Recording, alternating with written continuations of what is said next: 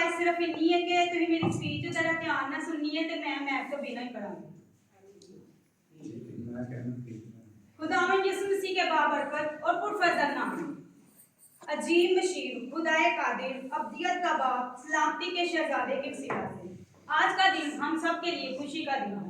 आमीन आमीन hallelujah hallelujah. रिमशाक्रम की तरफ से और मेरे पूरे ग्रुप की तरफ से आप तमाम अजीजों को मेरे मसीह यीशु नासरी की 2025वीं सालगिरह बहुत मुबारक हो। मेरे अजीजों, आज मेरे मजमून का अनुमान है पैगाम खुशी यानी कि खुश कर देने वाला पैगाम। आमीन आमीन हालेलुया हालेलुया। मैं आपसे जो मालूमात शेयर करना चाहती हूँ मीका के मुतालिक है।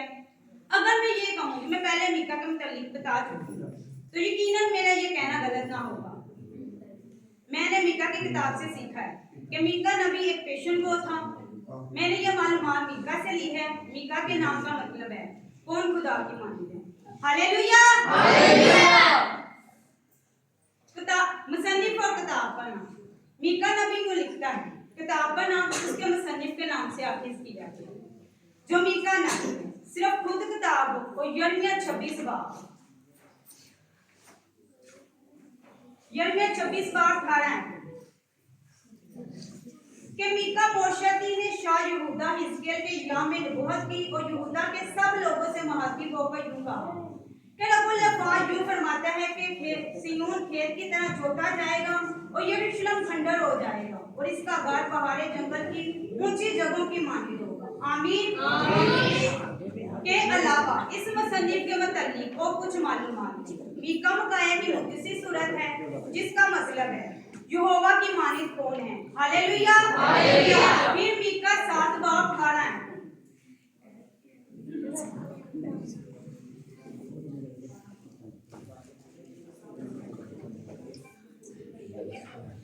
तुझ सा खुदा कौन है जो बदकारों को माफ करे और अपनी मुराद के बकियों की खुदाओं से दरगुजर करे। वो अपने कहर को हमेशा के लिए ना रख छोड़ेगा क्योंकि वो शौकत पसंद करता है। आमीन आमीन। मैं जब ये कहता है कि तुझ सा खुदा कौन है तो वो इस हकीकत को बयान करता है कि यिर्मयाह के दिनों में बुजुर्गों ने मीका का हवाला दिया। फिर मीका 3 बाब 12 है।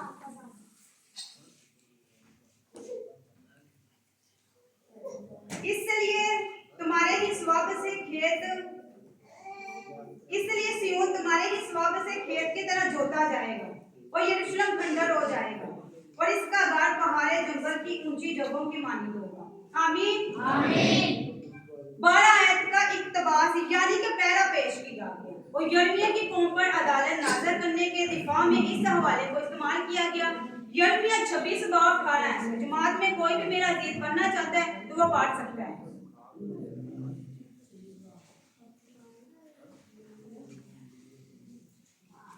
यिर्मयाह 26 बाब 18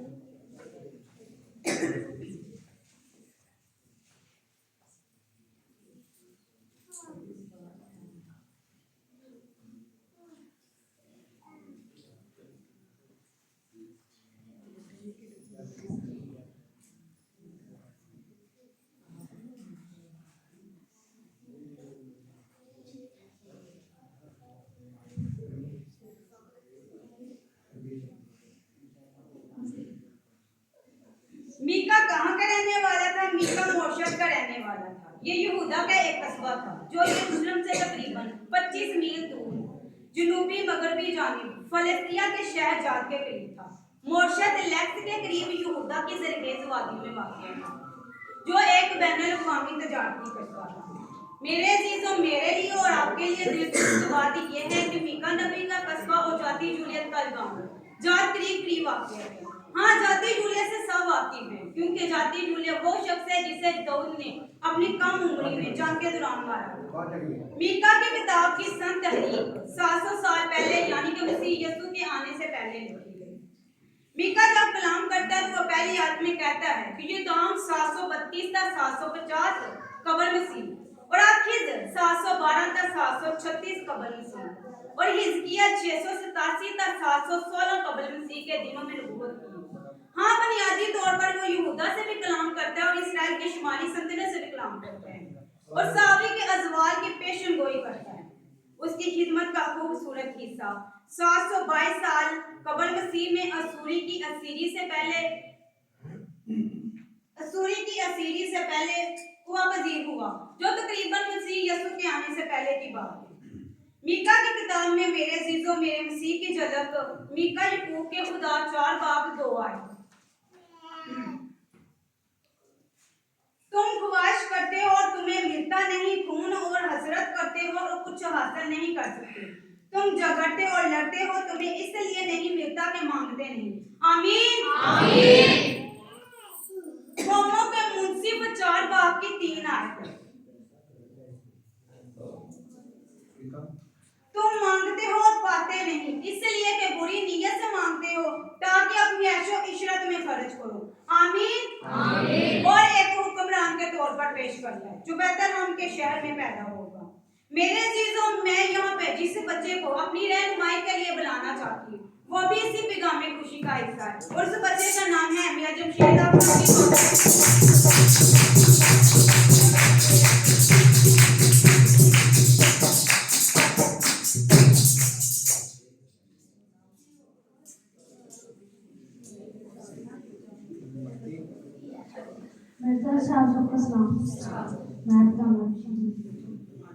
मत्ती 18 बाब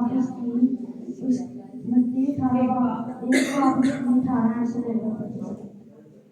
अब यसु मसीह की पैदाइश इस तरह हुई कि जब उसकी मां मरियम की मंगनी यूसुफ के साथ हो गई तो उनके इकट्ठे होने से पहले वह रूह कुदस की कुदरत से हामला पाई गई।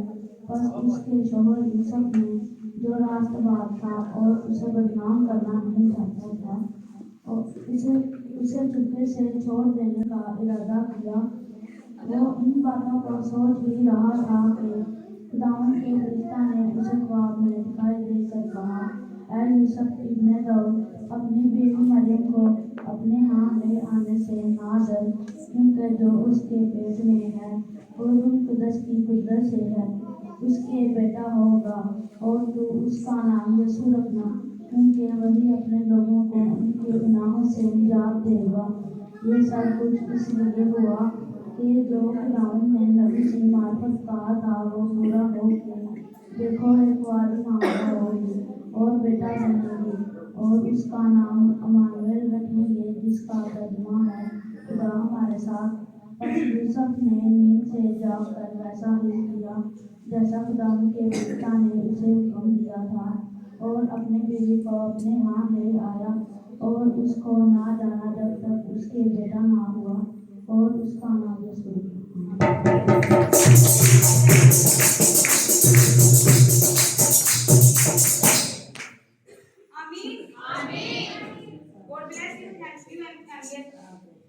फिर इसी हवाले को मत्ती 2 बाब 1 का 6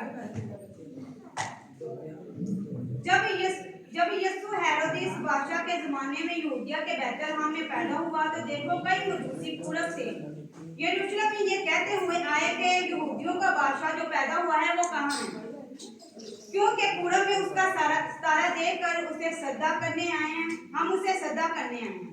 ये सुनकर हेरोदेस और उसके साथ यरूशलेम के सब लोग घबरा गए, और उसने कौम के सब सरदारों, काहिनों और फकीरों को जमा कर उनसे पूछा, मसीह की पैदाइश कहाँ होनी चाहिए। उन्होंने उससे कहा, यहूदिया के बैतलहम में, क्योंकि नबी की मार्फत यूं लिखा गया है, ऐ बैतलहम यहूदा के इलाके, तो यहूदा के हाकिमों में हरगिज सबसे छोटा नहीं, क्योंकि तुझ में से एक सरदार निकलेगा जो मेरी उम्मत इस्राएल की गलाबानी करेगा। आमीन आमीन हालेलुया हालेलुया। हेरोदेस ने जब काहिनों और फकीरों से मेरे मसीह की पैदाइश के मुतालिक सवाल किया तो उन्होंने मीका 5 बाब 2 आयत।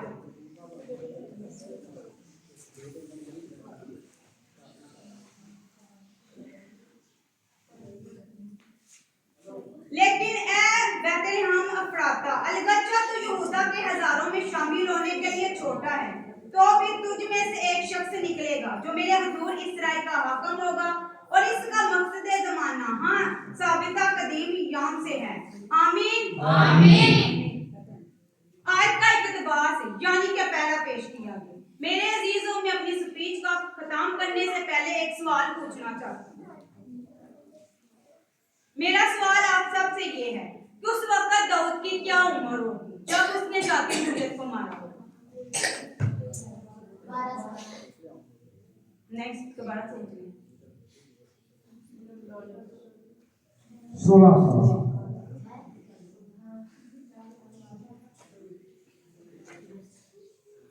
मेरा जवाब मैं खुद देती हूँ सवाल का कि उस वक्त दाऊद की उम्र कोई ज्यादा नहीं थी, क्योंकि मैं अपनी स्पीच में बता चुकी हूँ कि उसने कम उम्र में मारा था।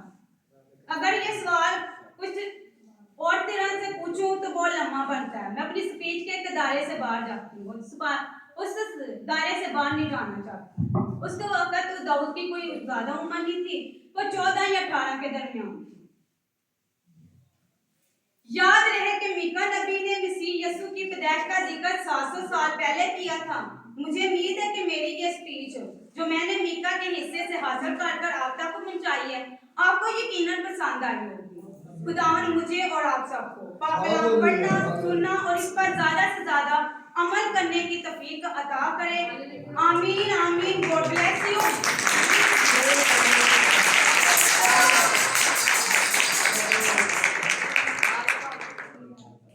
अभी थोड़ी सी बाकी है, क्योंकि किसी शायर का कौल था कि अमल से जिंदगी बनती है जन्नत भी जहन्नम भी।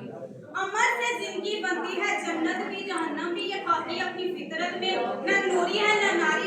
सलाम चर्च में मौजूदा तमाम चीजों को